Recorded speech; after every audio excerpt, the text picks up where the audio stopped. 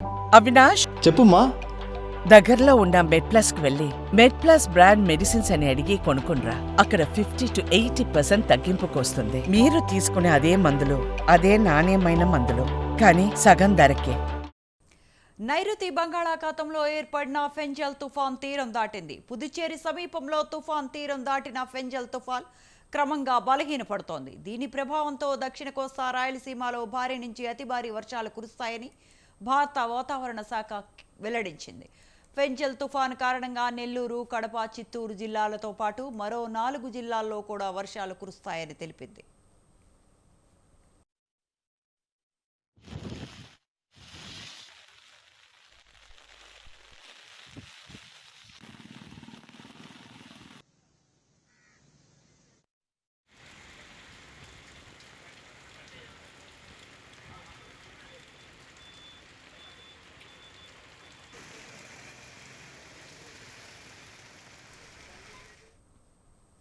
ఇక ఫెంజల్ తుఫాన్ నెల్లూరు జిల్లాలపై విరుచుకుపడింది. గత 2 రోజులుగా జిల్లా వ్యాప్తంగా ఎడతెరిపి లేని వర్షం కురిసింది.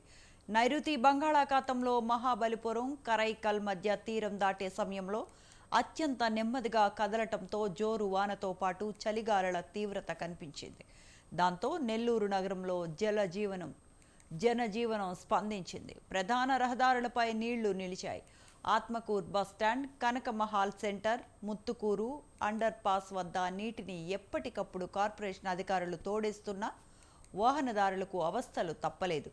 తీర ప్రాంతాల్లో ఈదురుగాలులు అధికమవటంతో అధికారులు ప్రజలను అప్రమత్తం చేశారు. కృష్ణపట్నం, ఓడరేవులో మరో 6వ నెంబర్ ప్రమాద హెచ్చరిక జారీ చేశారు.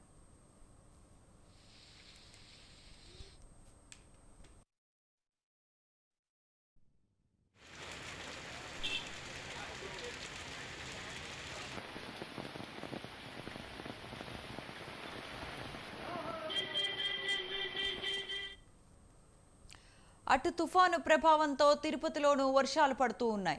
దీంతో హైదరాబాద్ నుంచి తిరుపతి వెళ్లాల్సిన విమానాలను కూడా అధికారులు నిలిపివేశారు. తిరుమలలోనూ వర్షం కురుస్తోంది. ఓవైపు వర్షం, మరోవైపు వణికిస్తున్న చలితో శ్రీవారి దర్శనానికి వస్తున్న భక్తులు ఇబ్బందులు ఎదుర్కొంటున్నారు. చలి పెరుగుతూ ఉండటంతో భక్తులకు టీటీడీ వేడి పాలన అందజేస్తోంది. శ్రీవారి దర్శనానికి ఇబ్బందులు లేకుండా చర్యలు తీసుకుంటోంది.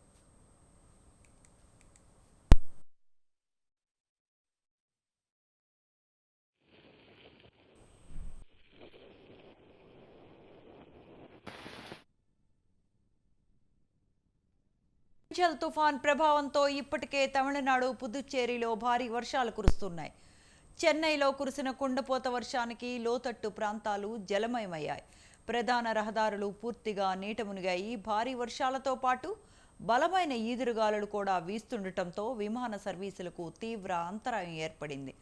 అయితే ఫెంజల్ తుఫానుపై మరిన్ని అప్డేట్స్ అందించేందుకు మా కరెస్పాండెంట్ ప్రదీప్ ఫోన్ లైన్లో సిద్ధంగా ఉన్నారు. Pradeep, good morning.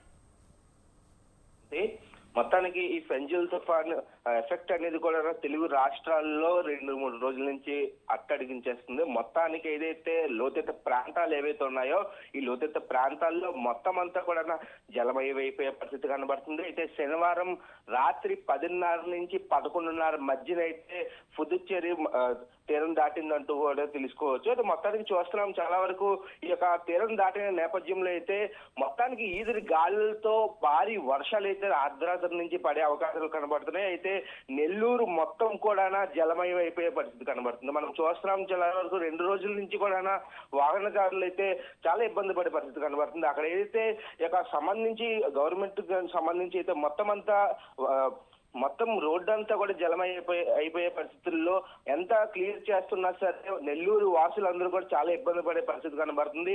ఒకవైపు తిరుపతికి వెళ్లే ఫ్లైట్స్ అన్ని కూడా క్యాన్సిల్ చేయడం జరిగింది. అట్లాగే టీటీడీ దర్శనానికి సంబంధించి మొత్తం కూడా భక్తులకి ఎవరికి ఇబ్బందులు లేకుండా కూడా ఈ యొక్క తుఫాన్ కారణంగా ఎటువంటి ఇబ్బందులు లేకుండా తిరుపతి దర్శనానికి అయితే ఏర్పాట్లు చేయడం జరిగింది. అలాగే విమానాలు ఏవైతే ఉన్నాయో అవన్నీ కూడా వాతావరణం బాగుపడడం వల్ల తిరుపతికి అయితే వచ్చిన ఏవైతే విమానాలు ఉన్నాయో అవన్నీ క్యాన్సిల్ చేసే పరిస్థితి కనబడుతుంది. అయితే లోతెత్తు ప్రాంతాలు ఏవైతే ఉన్నాయో ఈ లోతెత్తు ప్రాంతాల్లో ప్రజలందరినీ కూడా అప్రమత్తంగా ఉండమని కూడా వాతావరణ శాఖ అధికారులు అయితే చెప్పడం జరిగింది. అయితే కొండల ప్రాంతాల్లో పెద్ద పెద్ద భారీ రాయిలు కూడా ఈ యొక్క గాలి తుఫాను కారణంతో అయితే కిందకి పడిపోయే పరిస్థితి కనబడుతుంది. అయితే వాతావరణ శాఖ అధికారులు అలాగే జిల్లా కలెక్టర్లు ఎక్కడైతే ఇక తీరం దాటిన సమయంలో భారీ నుంచి అతి భారీ వర్షాలు మరున్న 24 గంటల్లో పడనున్న నేపథ్యంలో అయితే చాలా వరకు ఈదురు గాలులతో రావడం నేపథ్యంలో కలెక్టర్లు ఎక్కడైతే కలెక్టర్స్ ఉన్నారో వాళ్ళందరూ కూడా అప్రమత్తమై కూడా